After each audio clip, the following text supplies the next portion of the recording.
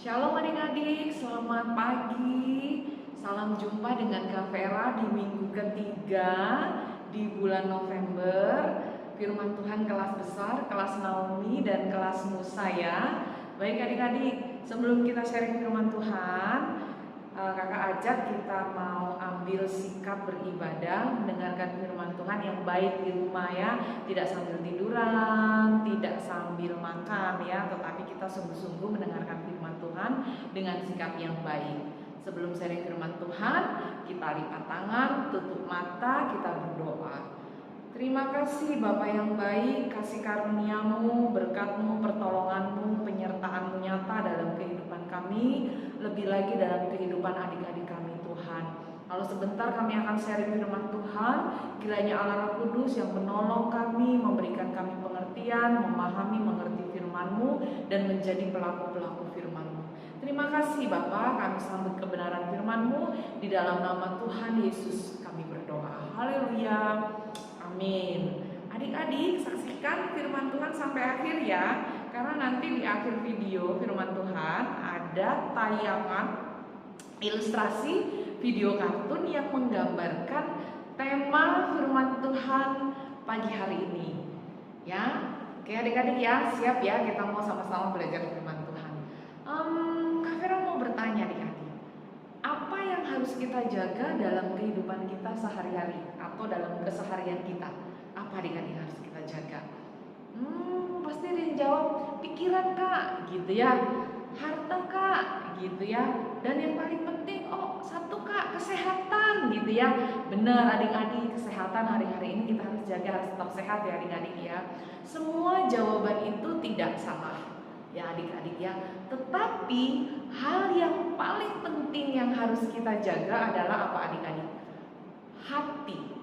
Hati kita harus kita jaga adik-adik. Seperti ada tertulis di dalam Amsal 4 ayat 23. Jagalah hatimu dengan segala kewaspadaan, karena dari situlah terpancar kehidupan. Kak, judul firman Tuhannya apa nih kak? Gitu ya, tema firman Tuhannya apa? Judul firman Tuhan pagi hari ini yang Kak Vera mau bawakan adalah hati-hati dengan hati. Ya adik-adik, hati-hati dengan hati gitu ya. Hati-hati dengan hati. Seperti tadi Amsal 4 ayat 23. Kak Vera ulangi sekali lagi. Jagalah hatimu dengan segala kewaspadaan, karena dari situlah terpancar kehidupan. Mengapa kita perlu menjaga hati adik-adik? Karena hati adalah sumber segala sesuatu di dalam kehidupan kita. Hati menjadi pusat keputusan dan keinginan kita. Ketika keputusan dan keinginan kita baik benar, maka segala tindakan perkataan kita pun akan baik dan benar. Artinya adik-adik, hati kita menjadi pusat sentral utama dalam segala aspek kehidupan kita. Nah, berbicara tentang hati nih adik-adik, pasti nih ya di antara kita atau di antara kalian juga pernah mengalami yang namanya sakit hati, kecewa, marah, memiliki hati yang panas gitu ya, hatinya marah kepada orang gitu. Dan mungkin di situasi tertentu ada hubungan yang tidak baik dengan sesama gitu ya, dengan orang-orang yang ada di sekeliling kita gitu ya, mengalami kecewa, mengalami sakit hati akibat tindakan, sikap, perbuatan, perkataan orang yang ada di sekeliling kita. Nah, segala hal yang tadi kakak sebutkan ya, sakit hati atau luka hati tadi, kalau kita tidak bisa mengendalikan dengan baik, kalau kita masih simpan, itu akan membuat hidup kita rugi ya. Menyimpan kepahitan akhirnya menjadi dendam di dalam hati gitu ya. Menyimpan sampah, menyimpan racun, akhirnya menjadikan hidup kita merasa bahwa paling tersakiti, menjadi korban, merasa menjadi korban akibat tindakan sikap orang lain, perbuatan orang lain gitu ya. Merasa paling menderita gitu. Sebenarnya adik-adik, yang Tuhan mau di dalam kehidupan kita tetap menjaga hati kita tetap baik, tetap murni, tetap tulus. Bagaimana Kak caranya? Kita tersakiti, kita terlukai, kok kita disuruh tetap baik? Kok kita disuruh tetap memiliki hati yang murni? Gimana Kak caranya? Pertama, adik-adik, apa yang harus kita lakukan supaya hati kita tetap senantiasa baik, tulus, dan murni di hadapan Tuhan dan di hadapan sesama mungkin ya adik. Yang pertama adalah senantiasa memiliki hati yang bersukacita atau hati yang gembira. Ada di dalam Amsal 17 ayat 22. Hati yang gembira adalah obat yang manjur, tetapi semangat yang patah keringkan tulang. Kak, gimana sih? Disakiti, dikecewain, ya, dibully sama temen gitu ya. Kok saya disuruh tetap sukacita, disuruh tetap gembira hatinya? Adik-adik yang dikasih Tuhan, sukacita itu bukan keadaan, tetapi sebuah keputusan. Sukacita bukan sebuah keadaan, tetapi sebuah keputusan. Meskipun keadaan terlihat tidak baik, meskipun perlakuan orang tidak baik, keadaan kita diperlakukan orang lain tidak nyaman, tetapi kita mau ambil keputusan tetap bersukacita, itulah yang akan tercermin dari aura, wajah, air muka kita. Tetap memiliki hati yang gembira. Ada juga tertulis di dalam Amsal 27 ayat 19. Begini firman Tuhan. Seperti air mencerminkan wajah, demikian hati manusia mencerminkan manusia itu. Artinya adik-adik, apa yang tercermin di dalam hati kita akan muncul di dalam aura atau air wajah kita. Gitu ya. Sikap sukacita, hati yang gembira bukan karena keadaan, tetapi karena sebuah keputusan kita. Aku mau terus bersukacita meskipun keadaan tidak nyaman, meskipun orang lain melukai hatiku. Tetap memiliki hati yang gembira dan bersukacita. Yang kedua, menjaga mengendalikan perkataan kita untuk tidak berkata kasar, membalas perkataan orang lain yang mungkin itu menyakiti hatimu. Artinya adik-adik menjaga perkataan untuk perkataan kita tetap baik, tidak membalas orang lain dengan berkata-kata kasar.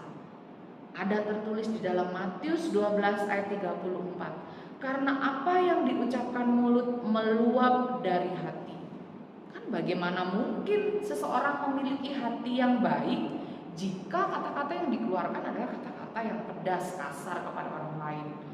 Ya adik-adik ya, jadi tetap mengendalikan diri, tidak berkata-kata kasar, tidak membalas orang lain dengan berkata-kata yang kasar. Yang ketiga yang harus kita lakukan adalah senantiasa memiliki hati yang mengampuni, tidak menyimpan kesalahan orang lain, tidak memiliki hati yang pahit, tidak menyimpan dendam kepada orang lain, mau mengampuni kesalahan orang lain. Seperti ada tertulis di dalam Matius 6 ayat 14 sampai 15. Demikian firman Tuhan. Alkitabnya boleh dibuka, dibaca ya adik-adik di rumah ya. Ya. Matius 6 ayat 14 sampai 15. Karena jikalau kamu mengampuni kesalahan orang, Bapamu yang di surga akan mengampuni kamu juga. Tetapi jikalau kamu tidak mengampuni orang, Bapamu juga tidak akan mengampuni kesalahanmu. Adik-adik yang dikasih Tuhan, undang kuasa Roh Kudus untuk memampukan kita mengampuni kesalahan orang lain. Lipat tangan, tutup mata, sebut apa yang menjadi sakit hati kekecewaanmu. Minta kuasa Roh Kudus bekerja dan percaya. Dengan kuasa Roh Kudus kita dimampukan untuk mengampuni, senantiasa memiliki hati yang bersukacita meskipun keadaan tidak baik, keadaan tidak nyaman, dan mengendalikan perkataan kita untuk tidak membalas berkata-kata kasar kepada orang lain. Nah, adik-adik yang dikasih Tuhan, seperti tadi yang kakak janjikan, ada tayangan video ilustrasi yang menggambarkan firman Tuhan pagi hari ini. Yuk kita saksikan sama-sama.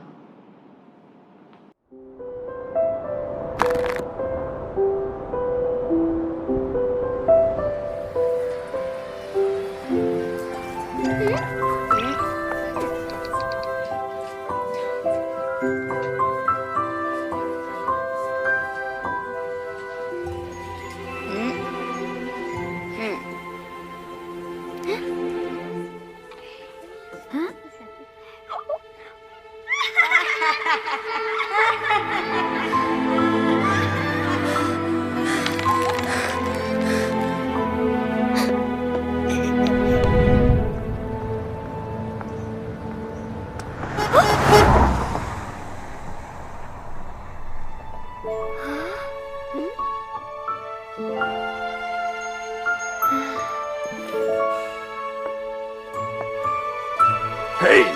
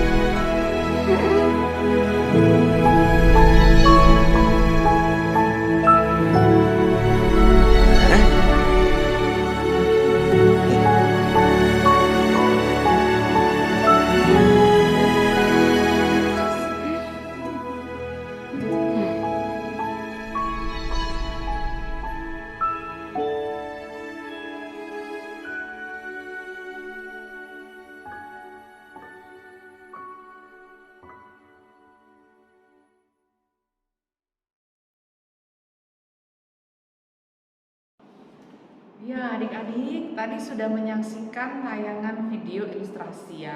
Seringkali dalam kehidupan kita sehari-hari kita mungkin mengalami seperti gambaran tayangan video tadi.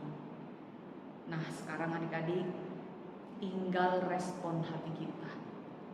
Kita mau tetap larut dalam rasa kecewa, marah kepada sikap orang lain, atau kita meresponi hal yang sebaliknya dengan mengundang kasih Tuhan Yesus, dengan mengundang kuasa Roh Kudus membalut, membebat hati kita. Karena dialah satu-satunya pribadi yang mampu memulihkan hati yang retak, hati yang terluka. Minta kuasa Roh Kudus, minta Tuhan Yesus, minta kasih-Nya untuk membebat hati kita, membalut hati kita, membalut hati adik-adik yang mungkin di masa-masa yang lalu masih ada menyimpan rasa kecewa, sakit hati kepada orang lain. Roh Kudus akan memampukan kita sehingga kita memiliki hati yang mengampuni, hati yang mau terus bersukacita dalam segala keadaan kehidupan kita. Minta kuasa Roh Kudus untuk memulihkan hati kita adik-adik. Minta jamahan kasih Tuhan, karena dialah pribadi satu-satunya yang mampu memulihkan hidup kita. Demikian firman Tuhan pagi hari ini. Kak Vera firman Tuhan tidak panjangkan, kiranya Allah Roh Kudus yang membantu memberikan kita pengertian. Kita lipat tangan, tutup mata adik-adik, kita akhiri firman Tuhan pagi hari ini. Terima kasih Bapa yang baik, kami mengucap syukur buat kebenaran firman-Mu yang mengajar, menegur, mengingatkan kami untuk kami memiliki hati yang mau dipulihkan dengan sesama kami, hubungan kami dipulihkan dengan lingkungan sesama kami, dengan orang-orang yang mengasihi dan kami kasihi Tuhan. Ampuni kekurangan dosa pelanggaran kami Bapa. Kalau hari-hari kemarin kami masih menyimpan sakit hati, kecewa, marah terhadap orang-orang di sekeliling kami, kiranya kasih-Mu Tuhan Yesus yang membebat hati kami, Roh Kudus yang memampukan kami. Terima kasih buat firman-Mu yang sudah kami sharingkan pagi hari ini bersama adik-adik kami. Di dalam nama Tuhan Yesus kami akhiri. Haleluya. Amin. Shalom adik-adik. Sampai jumpa di lain